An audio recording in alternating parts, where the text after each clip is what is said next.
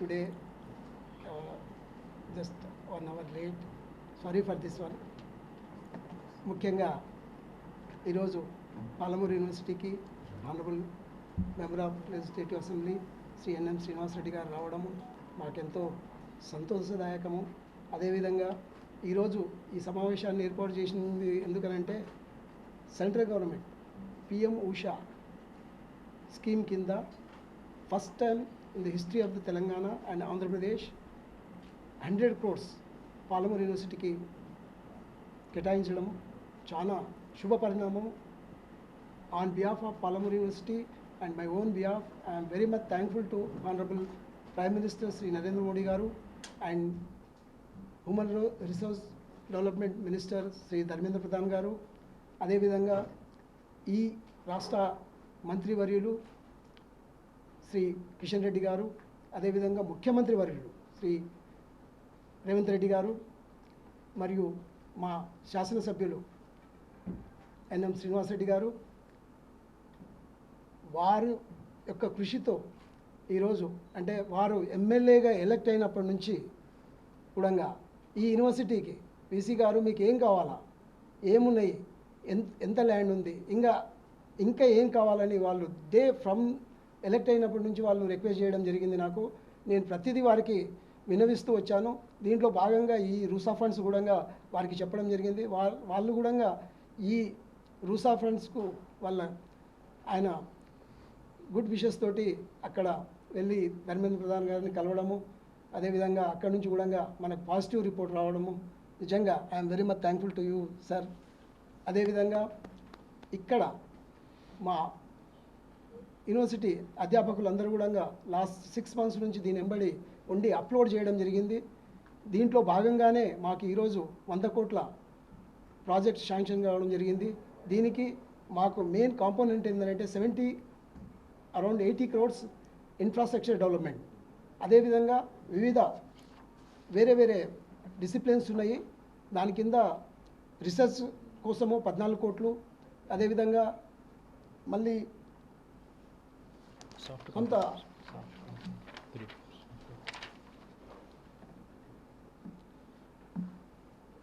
Soft component అంటే computerised దీనికోసం 3 crores, ఈ విధంగా 102 కోట్ల ప్రతిపాదనలు పంపిస్తే మనకు 100 కోట్లు ఇవ్వడం జరిగింది.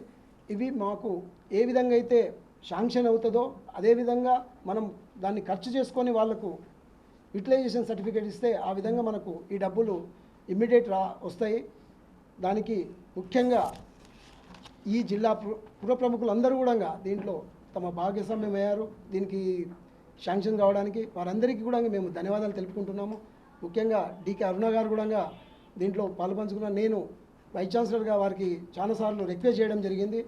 చేసినప్పుడు వారు కూడా అక్కడ కన్సర్న్ మినిస్టర్ తోటి ఇక్కడి నుంచి మాట్లాడడం జరిగింది. అదేవిధంగా మా ఎమ్మెల్యే గారు కూడా వచ్చిన రోజు నుంచి వారు ఈ ప్రాజెక్ట్ పైన చాలా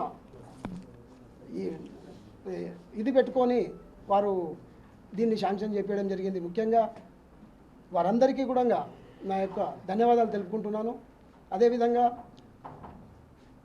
ఏదైతే 17-18 జనవరిలో ఈ మీటింగ్ జరిగిందో అక్కడ మాకు ఈ రూసా నిధులను కేటాయించిన యూజీసీ చైర్మన్ మామిడాల జగదీష్ గారికి మరియు వారి జాయింట్ సెక్రటరీస్ అందరికి కూడా మేము ప్రత్యేకంగా ధన్యవాదాలు తెలుపుకుంటున్నాము. అదేవిధంగా మా state council chairman professor Limbadri గారు, వైస్ చైర్మన్ వెంకటరమణ గారు, అదేవిధంగా ప్రిన్సిపల్ సెక్రటరీ బుర్రా వెంకటేశం గారు, మేము తీసుకుపోయిన ప్రతిపాదనలు ఇమ్మీడియట్ అప్లోడ్ చేసి సెంట్రల్ గవర్నమెంట్కి పంపేయడం జరిగింది. వారు నోడల్ ఆఫీసర్ బుర్రా వెంకటేశం గారు IAS and principal secretary higher education, వారికి కూడా మేము ప్రత్యేకంగా ధన్యవాదాలు తెలియపరచుకుంటున్నాము. అదేవిధంగా మరి మీ అందరి సహాయ సహకారాలతోటి ఈ యూనివర్సిటీని అత్యున్నత స్థానానికి తీసుకుపోవడానికి ప్రయత్నం చేస్తాము. అదేవిధంగా మనకు ఖేలో ఇండియా ప్రాజెక్టులో 10 కోట్ల రూపాయలు కూడా ఇవి శాంక్షన్కు మేము గవర్నమెంట్ ఆఫ్ ఇండియాకు పెట్టినాము. అది కూడా రాబోతున్నాయి. దానికి కూడా మా ఎమ్మెల్యే గారికి రిక్వెస్ట్ చేయడం జరుగుతుంది. దాంట్లో కూడా మీ వంతు సహాయ సహకారాలు అందించాలని మీరు కూడా ప్రత్యేక చొరవతో మీరు మా స్పోర్ట్స్ మినిస్టర్ అనురాగ్ ఠాకూర్ గారితో రిక్వెస్ట్ చేసి నిధులను విడుదల చేయడానికి ప్రయత్నం చేయాలని కోరుకుంటున్నాము. అదేవిధంగా ఇక్కడ ఈ యూనివర్సిటీకి 171 ఎకరాల ల్యాండ్ ఉంది, కానీ అన్ని గుట్టలు కొండలు ఉన్నాయి. పక్కలే ఒక 25 ఎకరాల ల్యాండ్ ఉంది, అది కోర్టుకు ఇవ్వడం జరిగింది.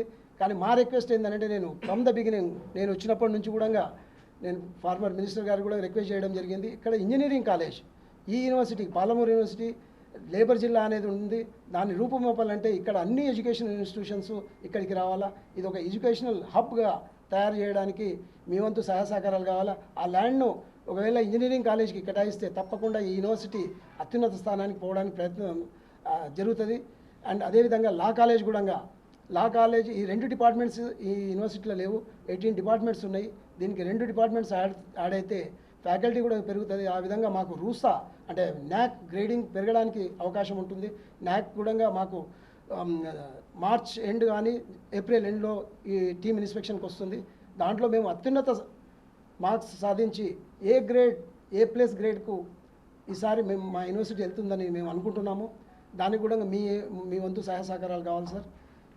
అదేవిధంగా మీ అందరికి కూడా మరొక్కసారి ధన్యవాదాలు తెలుపుకుంటున్నాను. ఈ ప్రోగ్రాంకి వచ్చి మీరు రేపటి ప్రోగ్రాం ఎందుకంటే రేపు ముఖ్యంగా మార్నింగ్ 11:30కి ప్రధానమంత్రి శ్రీ నరేంద్ర మోడీ గారు ఈ ప్రోగ్రాంను అన్వీల్ చేయబోతున్నారు. దానికి మీరందరూ కూడా వచ్చి వారి సందేశాన్ని విని మాకు ఈ వైడ్ కవరేజ్ ఇవ్వాలని కోరుకుంటున్నాను. Thank you.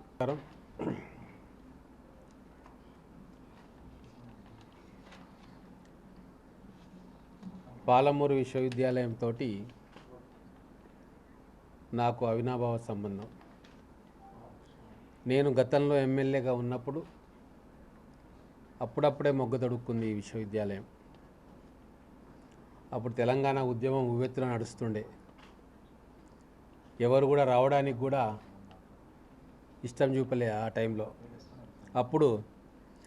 అప్పుడున్న ముఖ్యమంత్రి కిరణ్ కుమార్ రెడ్డి గారిని ఒప్పించి, అప్పుడున్న మంత్రి గారు డీకే అరుణ గారిని ఒప్పించి ఈ యూనివర్సిటీ క్యాంపస్లోనే ముఖ్యమంత్రి గారిని ఆహ్వానించి మీటింగ్ పెట్టియడము, అక్కడ ముఖ్యమంత్రి గారితో నిధులు మంజూరు చేయించడము. ఆ రోజు ఆ మంజూరు చేయించిన నిధులతోటి మొదటి మెట్టు ఈ పాలమూరు విశ్వవిద్యాలయం ఎక్కింది. నాకు గుర్తుంది, అడ్మినిస్ట్రేటివ్ బిల్డింగ్స్ కోసం, హాస్టల్ బిల్డింగ్ కోసం, కొన్ని మినిమం బేసిక్ ఫెసిలిటీస్ కోసం ఆ రోజు 18.7 crores ఆ రోజు ముఖ్యమంత్రి గారిని తీసుకొచ్చి రిలీజ్ చేసుకున్నాం. అంటే ఒక టీం వర్క్గా. ఆ రోజు అప్పుడు కాంగ్రెస్ ప్రభుత్వం ఉండింది, నేను బీజేపీ ఎమ్మెల్యేగా ఉన్నా. ఇక్కడ మంత్రి గారు కాంగ్రెస్, ముఖ్యమంత్రి గారు కాంగ్రెస్ పార్టీ. సో విశ్వవిద్యాలయాల్లో నిధులు తేవడానికి, పిల్లల భవిష్యత్తు కోసము పార్టీలు మాకు అడ్డంకి కాదు అని చెప్పి ఒక టీం వర్క్గా ఆ రోజు మేమందరము మన పాలమూరు యూనివర్సిటీని డెవలప్ చేసుకోవాలనే ఆలోచనతోటి ఆ 2012-13 ప్రాంతంలో మేము చేయడం జరిగింది. ఆ తర్వాత కొద్దిగా డెవలప్ అయింది యూనివర్సిటీ. ఈ వైస్ ఛాన్సలర్ గారు రాథోడ్ గారు వచ్చిన తర్వాత రూసా నిధుల కోసం వాళ్ళు మొత్తం ఇన్ఫ్రాస్ట్రక్చరు, మ్యాండేటరీ పేపర్స్ అన్నీ కూడా సబ్మిట్ చేయడం. నేను ఎమ్మెల్యే అయిన తర్వాత మాకు వారు ఆ విషయం చెప్పడం జరిగింది. ఇమ్మీడియట్గా మా గౌరవ ముఖ్యమంత్రి గారి దృష్టికి, education principal secretary Burra Venkatesham గారి దృష్టికి కూడా తీసుకొచ్చి దీన్ని త్వరితగతిన ఢిల్లీకి పంపి ప్రాసెస్ చేయించాలి అని చెప్పి కోరుకొని ఇక్కడ వైస్ ఛాన్సలర్ గారి సహకారంతో యూజీసీ ప్రతినిధులను కలవడము, అలాగే భారతీయ జనతా పార్టీ కేంద్రంలో ఉన్న ముఖ్య నాయకులను ఢిల్లీకి వెళ్ళి కలిసి ధర్మేంద్ర ప్రధాన్ గారికి, వారికి కూడా ఇంటిమేషన్ ఇవ్వడం, తర్వాత తెలంగాణకు సంబంధించిన విద్యావేత్తలు, కేంద్ర ప్రభుత్వంలో ఉన్న విద్యావేత్తలను కూడా కలిసి పాలమూరుకు అత్యంత అవసరం, ఇది వెనుకబడిన జిల్లా, రూసా నిధుల్లో మాది మొదటి స్థానంలో పెట్టండి అని చెప్పి రిక్వెస్ట్ చేయడం జరిగింది. ఇప్పుడు కేంద్ర ప్రభుత్వంలో ఉన్న కేంద్ర మంత్రి గారు కూడా దీని మీద కృషి చేసిండ్రు. ఇక్కడ ఉన్న డీకే అరుణ గారు కూడా వారి వంతు ప్రయత్నం వారు చేసిండ్రు. అంటే విధి విచిత్రం, ఆ రోజు నేను భారతీయ జనతా పార్టీలో ఉన్న, డీకే అరుణ గారు ముఖ్యమంత్రి కాంగ్రెస్ పార్టీలో ఉన్నారు. మళ్ళీ విధి లిఖితమేమో ఈరోజు నేను కాంగ్రెస్ పార్టీలో ఉన్నా, ముఖ్యమంత్రి గారు కాంగ్రెస్ పార్టీలో ఉంటే డికేఆర్ గారు భారతీయ జనతా పార్టీలో, కేంద్ర మంత్రి గారు భారతీయ జనతా పార్టీలో ఉన్నారు. మళ్ళీ అదే టీం వర్క్ తోటి మళ్ళీ మన పాలమూరు పిల్లల కోసం, పాలమూరు విశ్వవిద్యాలయం భవిష్యత్తు కోసం మేమందరం కూడా ఒక టీం వర్క్ చేసి, పార్టీలు మాకు అడ్డంకి కాదు, డెవలప్మెంట్ కోసం ఎవరినైనా కలుస్తాం, ఎక్కడనైనా కలుస్తాం, మాకు భేషజాలు లేవు అని చెప్పి మేమందరం కూడా కృషి చేసి చాలా తక్కువ వ్యవధిలో విశ్వవిద్యాలయ staff, vice chancellors and associates, ఇక్కడ ప్రొఫెసర్స్ ఉన్నారు, మంచి ప్రొఫెసర్స్, వాళ్ళందరి సహకారంతో మ్యాండేటరీ డాక్యుమెంటేషన్ ఉంటుంది, చాలా పెద్ద ఉంటుంది డాక్యుమెంటేషన్.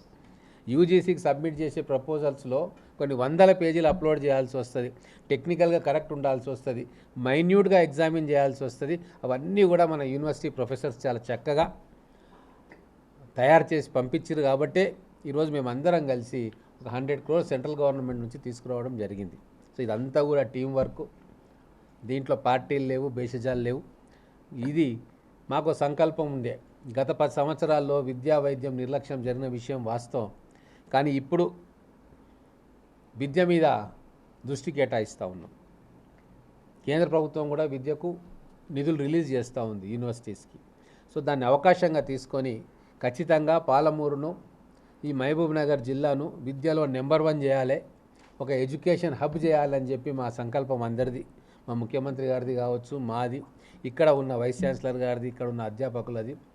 ఈ పాలమూరు యూనివర్సిటీ దేశంలోనే గొప్ప యూనివర్సిటీల్లో ఒకటిగా భవిష్యత్తులో ఉండాలి, దానికి పునాది ఇప్పుడు గట్టిగా పడాలి అని చెప్పి మేమందరం కూడా కోరుకుంటా ఉన్నాం. ఈ 100 crores మాకు ఆక్సిజన్ లాంటిది. ఇప్పటిదాకా సైన్స్ కోర్సెస్ తక్కువ ఉన్నాయి, కొద్దిగా ఉన్నాయి. ఓన్లీ కెమిస్ట్రీ కోర్స్ ఉంది పీజీలో, మైక్రోబయాలజీ ఉంది. కానీ ఇప్పుడు ఇంకా అడ్వాన్స్ సైన్స్ కోర్సెస్, ఇంజనీరింగ్ సంబంధించింది కానీ, ఐటీ సంబంధించింది కానీ, కంప్యూటర్ సంబంధించింది కానీ, లేదా ఎలక్ట్రానిక్స్ సంబంధించింది కానీ ఖచ్చితంగా ఇక్కడ పీజీ కోర్సెస్ ఉండాలి.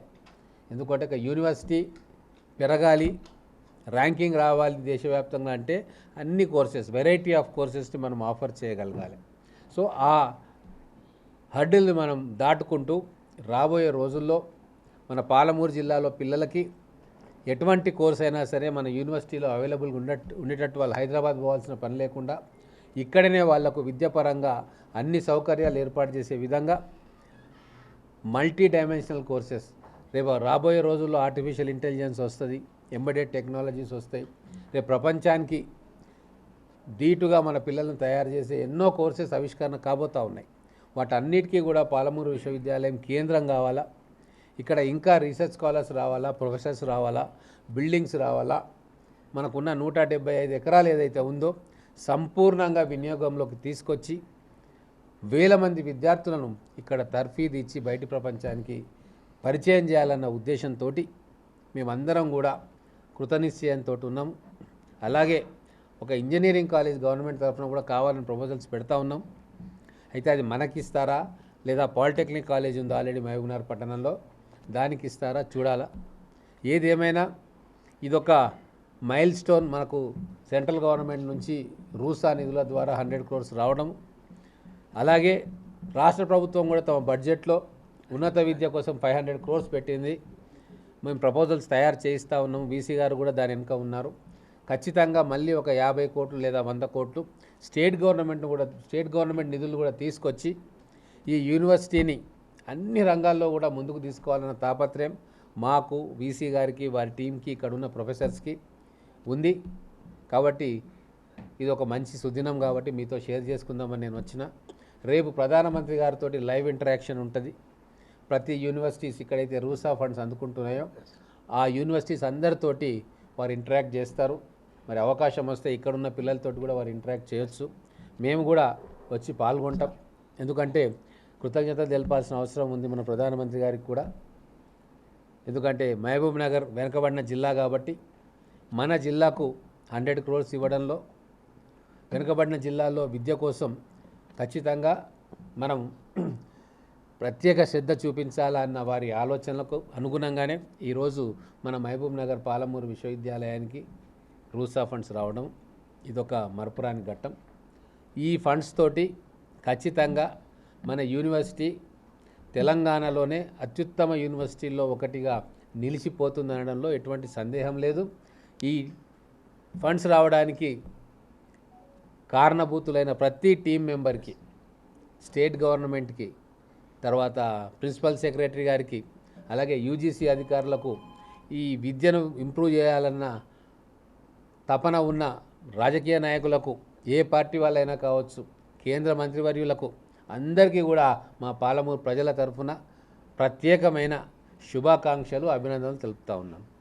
ధన్యవాదాలు కూడా తెలుపుకుంటాను.